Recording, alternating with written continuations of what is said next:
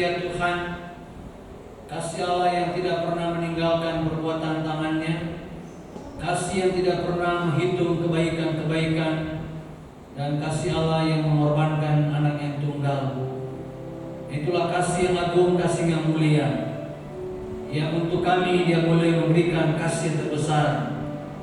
Yang untuk kami ya Tuhan, Engkau boleh memperhatikan kami yang hina, kami dapat dimuliakan. Kami yang lemah, Engkau beri kekuatan. Kami yang seringkali rentan segala kelemahan, Engkau memberikan kepada kami jalan keluar. Bapa kami yang kekal, Bapa yang kami kenal dalam Yesus Tuhan dan Juru Selamat kami, Allah seruas sekalian alam, kami sembah, kami puji, kami angkat hadirat-Mu di hadapan kami, di hadapan para jemaat. Kiranya Tuhan turunkan segala berkat, belas kasihan, kami yang boleh memuliakan Engkau, agar kami ya Tuhan ini dapat menjadikan alat-Mu untuk memuliakan nama Tuhan. Dan kami bersyukur ya Tuhan, jika kami boleh melewati sepekan yang lalu kembali, ini merupakan anugerah dan berkat. Kami berdoa kiranya Tuhan lewat kesaksian-kesaksian yang kami boleh alami, kami boleh lewati, kiranya Tuhan gerakkan setiap pribadi kami untuk memberikan yang terbaik, baik pelayanan firman, baik kesaksian, baik puji-pujian. Dan istimewa ya Tuhan, hati kami persembahkan kepadamu. Oleh karena Engkau sekaligus tidak mengingat-ingat akan salah dan dosa kami, Engkau tidak melupakan lagi akan segala perbuatan-perbuatan kami. Engkau bukan Tuhan pendendam, Engkau bukan Tuhan yang ingat-ingat salah dalam anak-anak Tuhan. Tapi seperti Bapa sayang kepada anak-anaknya, Dia begitu sayang mengasihi kami. Oleh karena Tuhan, ampuni kami jika kami Tuhan tidak malas dan kurang berani menyaksikan cinta Tuhan, pertolongan Tuhan, perlindungan Tuhan. Inilah kami ya Bapa, berkatilah ibadah kami pada malam sore hari ini. Jemaat dalam perjalanan ya Tuhan, tuntut mereka dan tibakan dengan selamat, sehingga mereka boleh mendengarkan firman-Mu, firman yang menguatkan iman kami, firman yang meneguhkan kami yang goyah, dan firman yang boleh menyembuhkan kami. Berkati pendeta Ria yang akan menyampaikan kebenaran-Mu, simpan di belakang penderitaan anak domba Allah, agar yang berbicara bukan lewat dirinya sendiri, tapi Roh Kudus dan firman Tuhan, sehingga firman itu bergema, beresonansi baik kepada pemerintah firman maupun kepada kami yang mendengarkannya. Oleh sebab itu ya Tuhan, inilah kami, ibadah kami pada sore malam hari ini, kami persembahkan di mezbah-Mu dari awal, pertengahan sampai penghabisannya, di dalam nama Allah Bapa, Anak dan Roh Kudus, itu Tuhan Yesus Kristus sebagai sumber berkat kami sudah berdoa dan sekaligus mengucap syukur. Haleluya. Amin.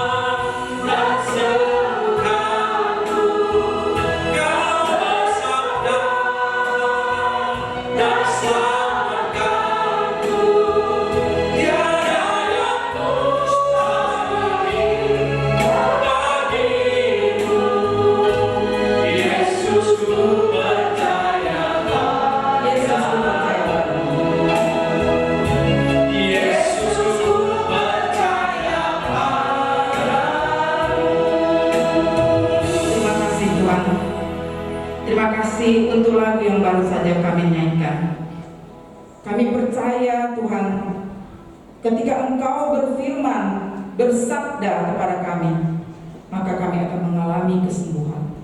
Kami akan mengalami keselamatan yang sempurna yang datangnya daripada Tuhan sendiri.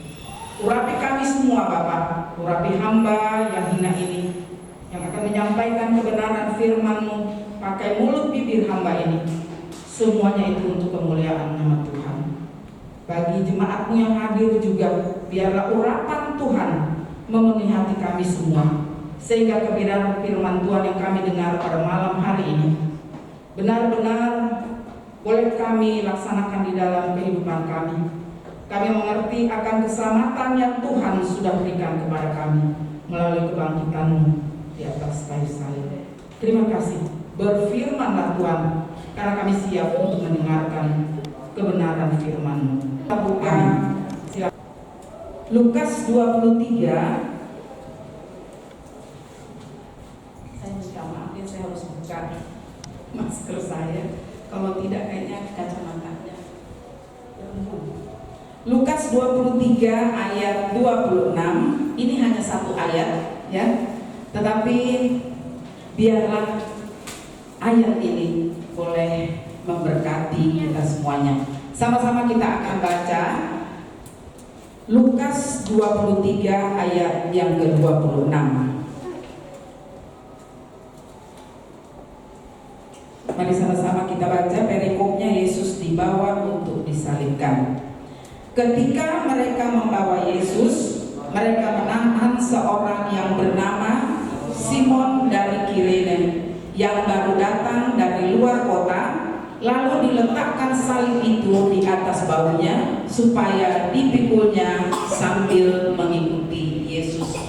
Biarlah firman Tuhan yang kita baca hari ini, malam ini, tidak hanya kita baca lewat begitu saja, tetapi Roh Kudus memampukan saudara dan saya untuk bisa memaknai, bahkan melihat Tuhan ingin berbicara kepada saudara dan saya pada malam hari ini melalui ayat ini seperti apa. Saya mengambil judul dari atau perikop dari yang kita baca ini, temanya yaitu menjadi serupa dengan Kristus. Dari cerita atau kita baca perjalanan penyaliban Tuhan Yesus sampai kepada kebangkitan Tuhan Yesus ya, pasca yang kita rayakan, nama ini tidak atau jarang sekali kita dengar, karena di ayat-ayat yang kita lihat yang ada di dalam perjalanan penyaliban Tuhan Yesus ini, ada di Injil Matius ya, yang paling kentara kita baca juga nanti itu di Injil Matius 15 kalau saya tidak salah ya, di sini ya, Markus 15 ayat 21, nanti kita boleh baca di rumah. Ini juga menyatakan cerita yang sama. Dari perjalanan penyaliban hanya satu ayat yang kita lihat tentang Simon dari Kirene ini. Dan itu pun kalau kita baca ceritanya dari Alkitab yang kita baca malam hari ini, Lukas 23 ayat 26 dinyatakan di sini, mereka menahan seorang yang bernama Simon dari Kirene untuk apa? Sehingga untuk meletakkan salib daripada Tuhan Yesus, karena Tuhan Yesus itu sudah tidak sanggup lagi untuk membawa salib ini. Tetapi kalau kita baca di dalam Markus 15 ayat 21, di sini dikatakan, Injil Markus dan Matius yang berbicara dengan hal yang sama. Di sini dikatakan pada waktu itu lewat seorang yang bernama Simon orang Kirene, ayah Alexander dan Rufus, yang baru datang dari luar kota, dan orang itu mereka paksa untuk memikul salib Yesus. Di sini mengatakan mereka paksa untuk memikul salib itu bagi Yesus Kristus. Kalau kita lihat sendiri ini, Simon ini yang dipilih untuk mengangkat, ikut membantu salib Kristus, ini bukan orang yang ada di dalam kelompok orang-orang yang tidak menyenangi Tuhan Yesus. Ya, orang-orang menyatakan salibkan dia. Dia orang yang benar-benar dari luar, dari jalan cerita ini, dia dari kota, dia lewat di sini, dia juga tidak tahu apa sih sebenarnya yang terjadi. hanya tahu ada sekelompok besar orang-orang saat itu, dan dia diminta. Kalau menurut kita yang biasanya kan, kenapa jadi gue sih yang disuruh, ya kan? Bisa aja kan kita tidak mau. Orang saya tidak tahu untuk apa saya disuruh dipaksa, tapi dia diminta oleh seorang serdadu untuk melakukan ini. Artinya apa kalau kita lihat cerita dari sini? Tentunya serdadu itu tidak sembarangan ada coel orang sini loh, ya kan, karena banyaknya orang di sini untuk maju angkut. Enggak. Kalau saya boleh ambil cerita ini, ada rencana Tuhan Yesus yang luar biasa di dalam perjalanan daripada penderitaan Tuhan Yesus ini, khususnya bagi Simon dari Kirene. Saya pikir ketika dia selesai mengangkat sampai di Bukit Golgota itu salib Kristus, Simon ini tidak pulang.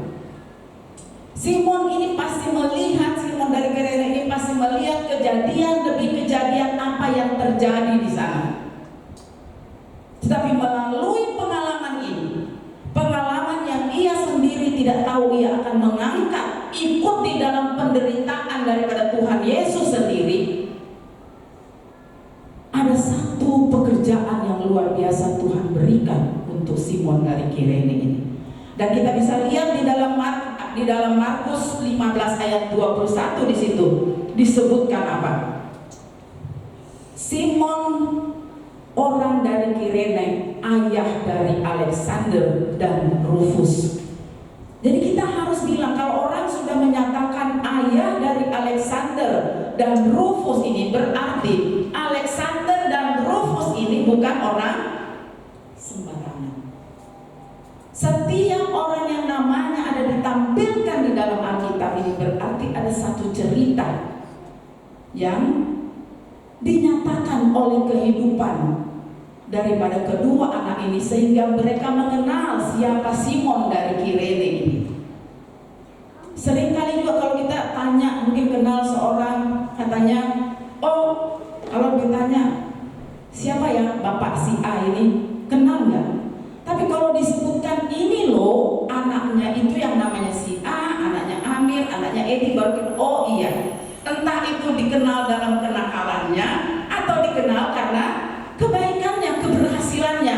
Tetapi kalau kita baca selanjutnya ini, kita akan melihat siapa sebenarnya Alexander ini, siapa sebenarnya Rufus ini. Sehingga kita lihat dari perjalanan Simon dari Kirene itu, kita akan baca, kita akan lihat apa kita boleh merenungkan, kenapa dia sampai hadir di dalam penderitaan Tuhan Yesus Kristus. Paulus menyatakan di dalam Filipi 3 ayat 10 dan ayat 11 yang berbunyi demikian. Yang ku kehendaki ialah mengenal dia dan kuasa kebangkitannya dan persekutuan di dalam penderitaannya, di mana aku menjadi serupa dengan dia di dalam kematiannya, supaya aku akhirnya beroleh kebangkitan dari antara orang mati. Ini yang Paulus inginkan. Dia mengenal Kristus dengan kuasa kebangkitannya dan dia mengalami persekutuan di dalam penderitaannya. Maukah kita seperti apa yang diinginkan Paulus? Kita mengenal, kita mau mengalami sendiri kuasa kebangkitannya. Bahkan apa? Mengalami hadir di dalam perjalanan penderitaan Tuhan Yesus. Dan inilah yang dilakukan, yang dirasakan oleh Simon dari Kirene. Dia tidak tahu dia dipanggil untuk membawa salib Tuhan Yesus, tetapi ada rencana Tuhan di dalam keluarga ini yang luar biasa, yang nanti selanjutnya kita akan tahu ceritanya seperti apa. Sehingga benar apa yang dikatakan oleh Paulus ini, aku ingin menjadi serupa dengan Kristus di dalam kebangkitannya, yang mengalami penderitaan buat saudara dan saya. Ini cerita luar biasa Bapak Ibu sekalian. Mari kita kembali merenung sebenarnya cerita dari Simon dari Kirene ini, yang benar-benar menuntut perhatian saudara dan saya, seperti apa yang Tuhan ingin sampaikan kepada Simon dari Kirene yang perlu saudara dan saya ketahui. Apakah kita mau mengalami penderitaan seperti yang Tuhan Yesus alami. Penderitaan tentang kematian, mengangkut salib, bahkan dibunuh, tidak cuma cukup satu kali yang sudah dilakukan Tuhan Yesus untuk keselamatan saudara dan saya. Tetapi yang Tuhan mau di dalam kita mengambil satu poin penting, keselamatan yang Tuhan berikan kepada saudara dan saya. Maukah kita hadir di dalam apa? Di dalam penderitaan yang dijalani oleh Tuhan Yesus. Seringkali dalam kehidupan saudara dan saya kita lebih mementingkan keinginan duniawi. Kita lupa apa yang Tuhan inginkan dalam kehidupan saudara dan saya, yaitu apa? Pikul salib, rela menderita. Rela menderita, pikul salib maksudnya apa? Menghilangkan semua keinginan duniawi kita, sehingga yang ada di depan kita ketika kita menjalani hidup kita adalah apa? Seturut dengan apa yang Tuhan inginkan saudara lakukan, yaitu adalah berjalan di dalam kebenaran firman Tuhan. Kita dituntut untuk setia melakukan apa yang Tuhan, karena itulah misi Tuhan selamatkan saudara dan saya. Kalau misi dari Allah Bapa untuk memberikan anaknya yang tunggal bagi keselamatan kita semuanya, maka Tuhan Yesus juga mempunyai misi di dalam kehidupan saudara dan saya. Seperti halnya Simon dari Kirene ini. Misi ini juga kita tidak begitu saja kita ditebus, kita enak, kita sudah ditebus, kita bisa melalui kehidupan kita suka-suka kita. Tetapi apa yang Tuhan mau kita melakukan, laksanakan apa? Amanat agung itu yang Tuhan minta kita laksanakan. Nah, ini juga yang dilakukan oleh Simon dari Kirene. Setelah dia pulang dari kejadian penyaliban Tuhan Yesus, tentunya dengan kuasa kasih, ada rencana Tuhan yang baik, sehingga di sini dikatakan ayah dari Alexander dan Rufus.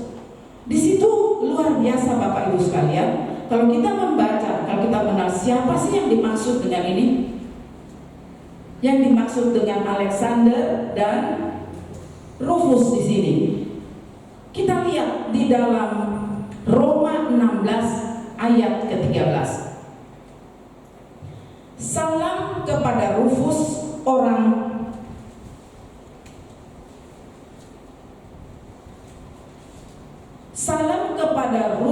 orang pilihan dan dalam Tuhan, dan salam kepada ibunya yang bagiku adalah juga ibu. Itu luar biasa kata-kata Paulus. Berarti apa kalau kita lihat? Rufus ini adalah orang yang berjalan di dalam kebenaran. Alexander tentunya juga sama-sama berjalan di dalam kebenaran, sehingga ini dinyatakan oleh Paulus di dalam kitab Roma 16 ayat 13. Bahkan lebih daripada itu, bukan hanya Rufus dan Alexander, tetapi ibunya juga yang adalah ibuku. Berarti apa Bapak Ibu sekalian? Ketika Simon diminta untuk memanggul salib Kristus, ada rencana yang indah. Tuhan tidak pilih sembarang orang. Berarti ada tugas yang harus dilaksanakan oleh Simon dari Kirene, dan tugas itu dilaksanakan di tengah-tengah keluarganya. Keluarganya menjadi anak-anak yang berjalan di dalam kebenaran. Alexander, Rufus, dan ibunya adalah orang-orang yang apa? Berjalan di dalam kebenaran. Berarti apa? Memberitakan Injil keselamatan bagi orang-orang yang ada di sana. Itu juga yang Tuhan minta kepada saudara dan saya. Maukah kita memberitakan Injil kebenaran itu? Seperti kalau kita lihat waktu Maria Magdalena masuk ke dalam mau melihat kubur Yesus. Dia lihat di sana tapi dia tidak masuk. Dia cuma masuk di situ, dia lihat kenapa itu kubur kosong. Dan bahkan di dalam ketidaktahuannya, mungkin karena dia sedih, mungkin karena kecewa, dia tidak tahu, dia pikir orang yang ada di situ adalah penjaga makam. Sehingga dia menanya, di manakah Tuhan Yesus? Dibawa ke mana? Karena apa? Dia di dalam merasa sedih, kekecewaan, dia tidak tahu apa yang terjadi. Tetapi ketika Tuhan Yesus menyebut kata Maria, dia bilang, ya Rabuni. Baru dia sadar. Tetapi apa firman Tuhan katakan di situ? Beritakanlah ini kebangkitanku kepada murid-murid yang lain. Itu yang Tuhan minta. Jadi itu juga yang Tuhan minta kepada saudara dan saya.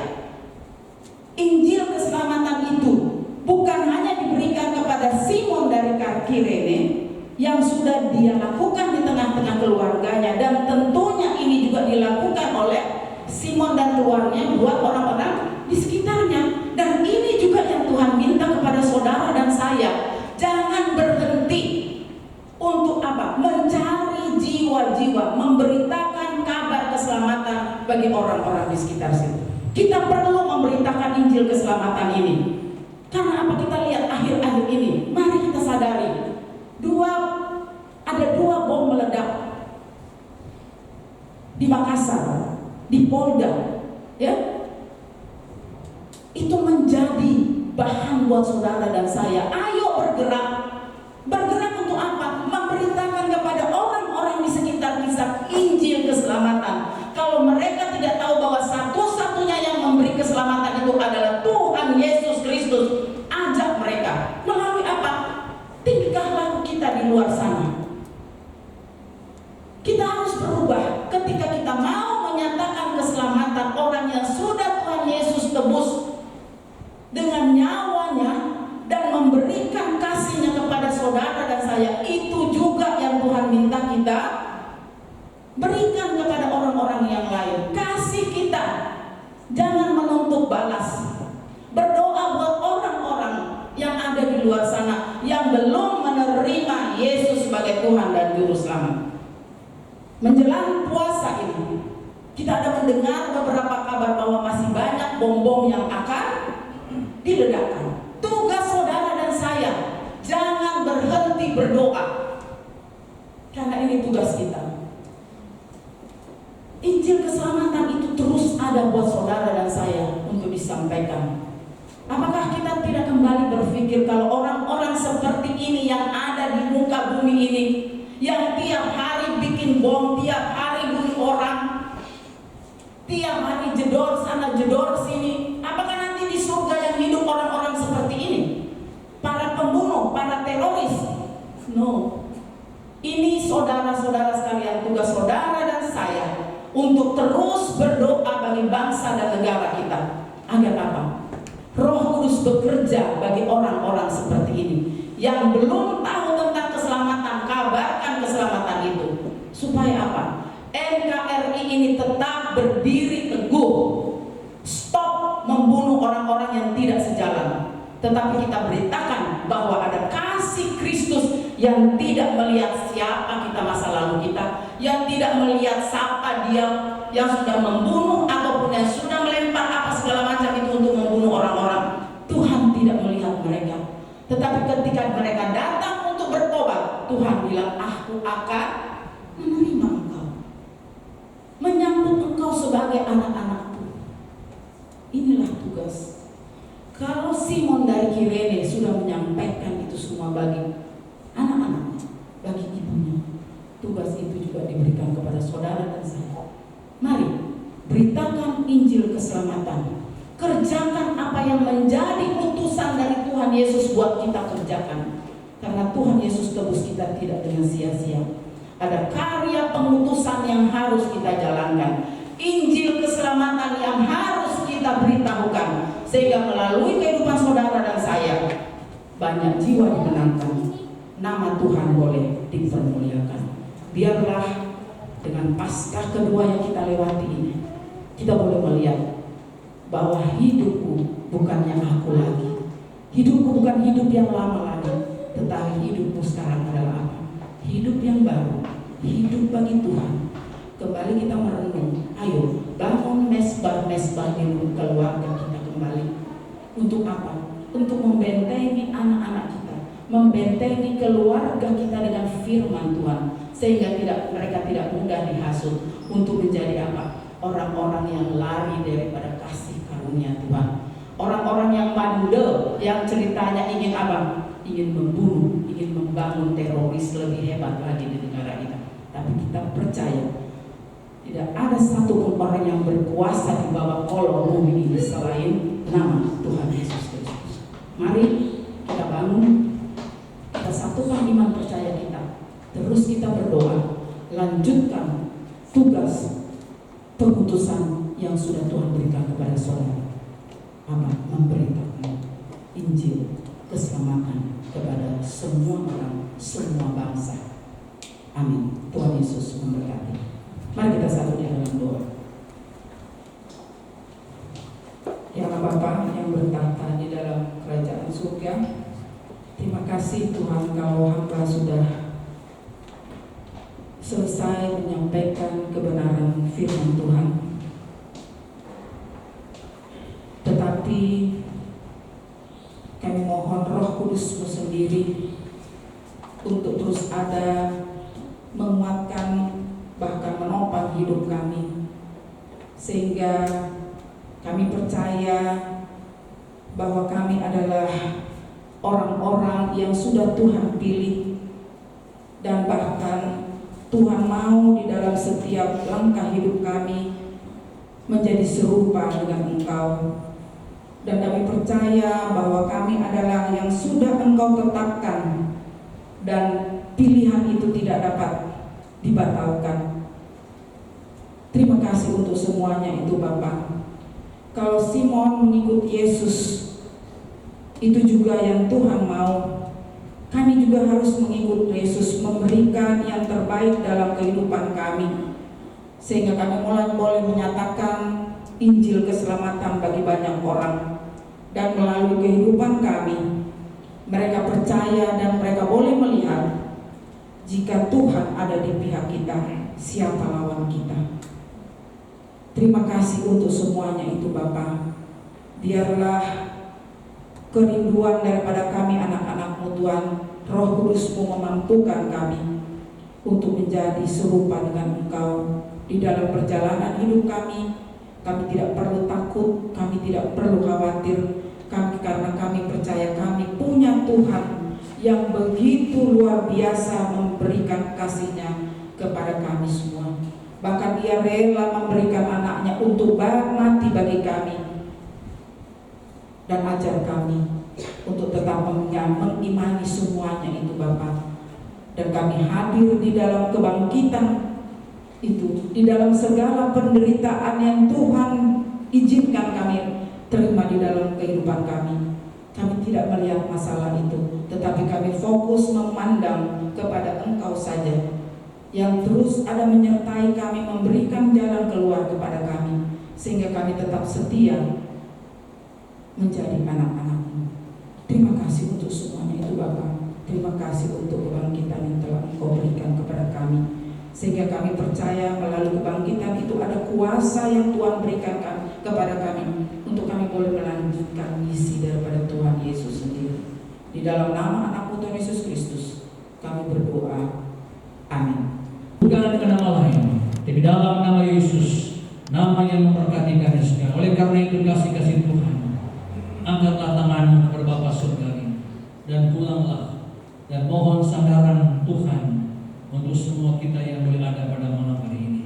Kalau kita mengangkat tangan, supaya Tuhan boleh turunkan berkat-Nya untuk kita boleh pulang pada malam hari ini. Kiranya kasih-kasih Allah Bapa dan anugerah Yesus Tuhan yang Juru Selamat, serta peranan dalam nama Roh Kudus senantiasa mengawali, menyertai kamu sekalian, memberkati kita sekalian, dan menuntun kita masuki pada pekan yang baru ini. Mulai malam hari ini, besok, dan bahkan kekal sampai selama